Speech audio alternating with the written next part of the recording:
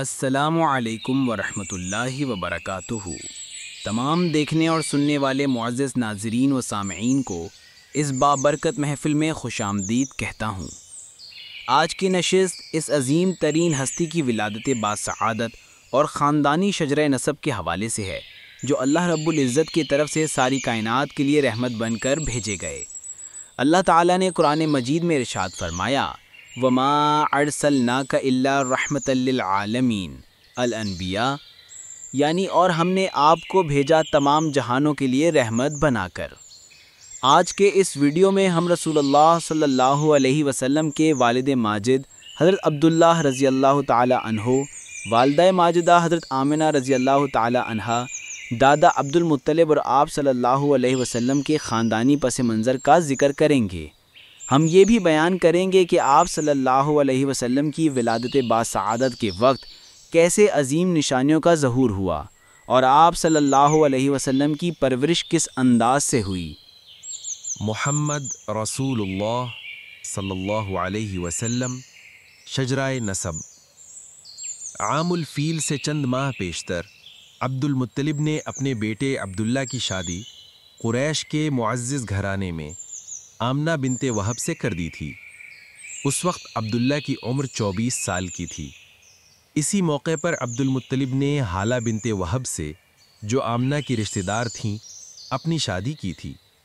اس حالہ بنت وہب کے بطن سے سیدنا حمزہ رضی اللہ عنہ پیدا ہوئے تھے۔ شادی کے چند روز بعد عبد المطلب نے عبداللہ کو ایک تجارتی قافلہ کے ساتھ بغرض تجارت ملک شام کی طرف روانہ کیا۔ واپسی میں عبداللہ بیمار ہو کر مدینہ میں اپنے رشتہ داروں کے پاس ٹھہر گئے اور اپنی بیماری کا حال باپ کے پاس کہلا بھیجا۔ مکہ میں جب عبداللہ کی بیماری کا حال عبد المطلب کو معلوم ہوا تو انہوں نے اپنے بیٹے حارث کو عبداللہ کی خبر گیری اور مکہ میں بحفاظت واپس لانے کے لیے بھیجا۔ حارث کے مدینہ پہنچنے سے پہلے ہی عبداللہ فوت ہو کر اپنے رشتہ دار بنو نجار کے قبرستان میں مدفون ہو چکے تھے۔ حارث نے مکہ میں واپس آ کر یہ روح فرسا اور جان گسل خبر عبد المطلب کو سنائی۔ عبداللہ نے اپنے بعد چند اونٹ، چند بکریاں اور ایک لونڈی ایمن ترکہ چھوڑا تھا۔ سیدنا آمنہ حاملہ تھیں اور رسول اللہ صلی اللہ علیہ وسلم ابھی شکم مادر ہی میں تھے کہ یتیم ہو گئے۔ آپ صلی اللہ علیہ وسلم کے والد عبداللہ کی عمر 25 سال کی تھی کہ فوت ہو گئے۔ واقعہ اصحاب الفیل کے 52 یا 55 روز کے بعد آپ صلی اللہ علیہ وسلم ماں کے پیٹ سے پیدا ہوئے۔ ماں نے ایام حمل ہی میں خواب میں دیکھا تھا کہ فرشتہ نے ان سے آ کر کہا، جو بچہ تیرے پیٹ میں ہے اس کا نام احمد ہے۔ اس لیے ماں نے آپ صلی اللہ علیہ وسلم کا نام احمد رکھا۔ عبد المطلب نے اس پوتے کا نام محمد رکھا۔ ابو الفدا کی روایت کے موافق لوگوں نے تعجب کے ساتھ عبد المطلب سے دریافت کیا کہ آپ نے اپنے خاندان کے مروجہ ناموں کو چھوڑ کر یہ نیا نام کیوں اختیار کیا؟ عبد المطلب نے جواب دیا، اس لیے کہ میرا پوتا دنیا بھر کی ستائش اور تعریف کا شایان قرار پائے۔ ابن سعد نے روایت کی ہے کہ جب رسول اللہ صلی اللہ علیہ وسلم پیدا ہوئے تو آپ صلی اللہ علیہ وسلم کے ساتھ کچھ آلائش نہ نکلی جیسی کہ اور بچوں کے ساتھ بوقت پیدائش نکلتی ہے۔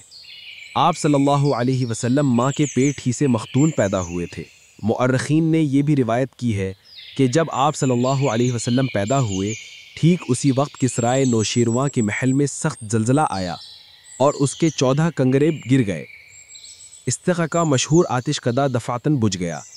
عبد المطلب نے آپ صلی اللہ علیہ وسلم کی پیدائش کے 7ویں دن اس خوشی میں قربانی کی اور تمام قریش کو دعوت دی۔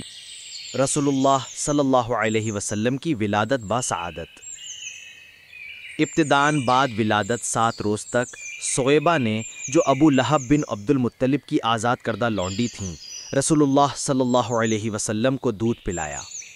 رسول اللہ صلی اللہ علیہ وسلم کے چچا حمزہ رضی اللہ عنہ کو بھی صعیبہ نے دودھ پلایا تھا، اس لیے مسروح بن صعیبہ اور سیدنا حمزہ رضی اللہ عنہ دونوں آپ صلی اللہ علیہ وسلم کے رضائی دہائی تھے۔ 8ویں روز شرفائے عرب کے دستور کے موافق آپ صلی اللہ علیہ وسلم قوم حوازن کے قبیلہ بنی سعد کی ایک خاتون حلیمہ رضی اللہ عنہا کے سپرد کیے گئے کہ وہ بطور دایا آپ صلی اللہ علیہ وسلم کو دودھ پلائیں اور اپنے پاس رکھ کر پرورش کریں۔ شرفائے عرب اس لیے بھی اپنے بچوں کو ان بدوی عورتوں کے سپرد کرتے تھے کہ بیابان کی کھلی اور آزاد آب و ہوا میں رہ کر بچے تندرست اور مضبوط ہو جائیں، نیز ان کی زبان زیادہ فصیح اور عمدہ ہو جائے، کیونکہ بدویوں کی زبان شہریوں کی زبان کے مقابلے میں زیادہ صاف، خالص اور فصیح ہوتی تھی۔ حلیمہ سعدیہ سال میں 2 مرتبہ یعنی ہر چھٹے مہینے آپ صلی اللہ علیہ وسلم کو مکہ میں لا کر آپ صلی اللہ علیہ وسلم کی والدہ آمنہ اور آپ صلی اللہ علیہ وسلم کے دادا عبد المطلب کو دکھا جاتی تھیں۔ آپ صلی اللہ علیہ وسلم نے 2 برس کی عمر تک حلیمہ سعدیہ کا دودھ پیا اور 2 برس تک اور یعنی 4 سال کی عمر تک حلیمہ سعدیہ کے گھر قبیلہ بنی سعد میں پرورش پاتے رہے۔ جب آپ صلی اللہ علیہ وسلم کی عمر 4 برس کی ہوئی تو آپ صلی اللہ علیہ وسلم کی والدہ آمنہ نے آپ صلی اللہ علیہ وسلم کو اپنے پاس مکہ میں رکھ لیا۔ 2 برس کے بعد جب کہ آپ صلی اللہ علیہ وسلم کی عمر 6 سال کی تھی تو آپ صلی اللہ علیہ وسلم کی والدہ آپ صلی اللہ علیہ وسلم کو ہمراہ لے کر اپنے عزیز و اقارب سے ملنے مدینہ منورہ کی طرف تشریف لے گئیں۔ 1 مہینہ رہ کر وہاں سے واپسی کے وقت مقام ابوا میں پہنچ کر حالت مسافرین میں بی بی آمنہ کا انتقال ہو گیا اور آپ صلی اللہ علیہ وسلم کی پرورش اور نگرانی کا کام آپ صلی اللہ علیہ وسلم کے دادا عبد المطلب نے اپنے ذمہ لیا۔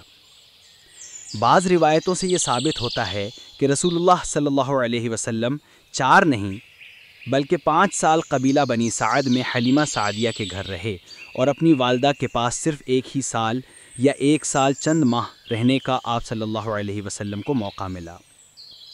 آپ صلی اللہ علیہ وسلم کی عمر قریباً 5 سال کی تھی اور آپ صلی اللہ علیہ وسلم اپنے رضاعی بھائی بہنوں یعنی حلیمہ کے بچوں اور بنی سعد کے ہم عمر لڑکوں کے ساتھ گھر سے باہر بکریاں چلا رہے تھے کہ واقعہ شق صدر وقوع میں آیا۔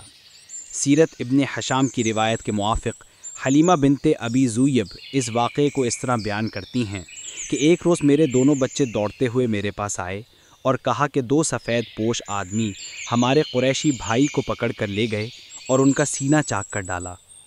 میں اور میرا شوہر یعنی حارث بن عبد العزہ دونوں اس مقام پر گئے، دیکھا کہ خوف کے مارے آپ صلی اللہ علیہ وسلم کا رنگ فک ہے۔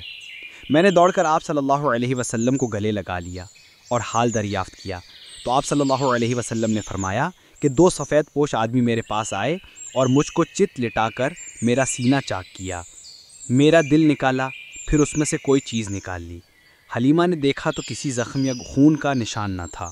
انہوں نے یہ سمجھ کر کہ اس لڑکے پر کسی جن وغیرہ کا کوئی اثر ہو گیا ہے، آپ صلی اللہ علیہ وسلم کو دیر تک اپنے پاس رکھنا مناسب نہ سمجھا اور آپ صلی اللہ علیہ وسلم کو آپ کی والدہ کے پاس مکہ میں لا کر تمام کیفیت سنا دی اور اپنا خیال ظاہر کیا کہ اس لڑکے پر کسی جن کا اثر ہو گیا ہے۔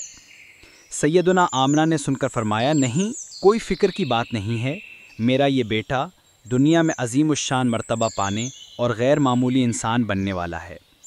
یہ ہر آفت اور ہر صدمے سے محفوظ رہے گا اور خدائے تعالیٰ اس کی حفاظت فرمائے گا، کیونکہ جب یہ میرے پیٹ میں تھا تو ایام حمل میں نے بہت سی بشارتیں خواب میں فرشتوں سے سنی اور اس کی بہت سی کرامتیں دیکھی ہیں۔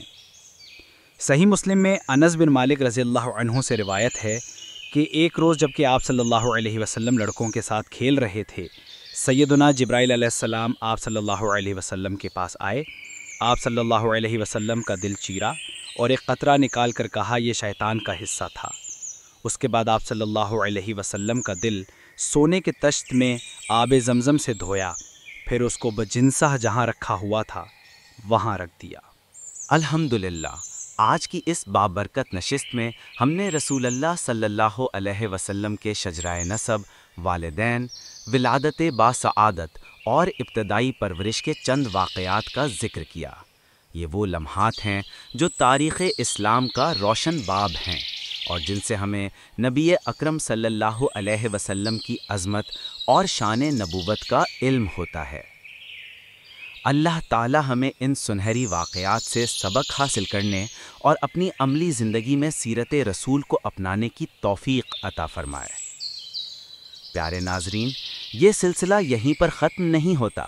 انشاءاللہ ہماری اگلی ویڈیو یعنی حصہ نمبر 6 میں ہم پکیا کے حوالے سے مزید تفصیل بیان کریں گے، لہٰذا ہمارے ساتھ جڑے رہیے، چینل کو سبسکرائب کریں اور اس پیغام کو دوسروں تک ضرور پہنچائیں تاکہ زیادہ سے زیادہ لوگ سیرت النبی صلی اللہ علیہ وسلم سے فیض یاب ہو سکیں۔ آخر میں اللہ تعالیٰ سے دعا ہے کہ وہ ہمیں نبی کریم صلی اللہ علیہ وسلم کی محبت، اطاعت اور شفاعت نصیب فرمائے، آمین یا رب العالمین۔ والسلام علیکم ورحمۃ اللہ وبرکاتہ۔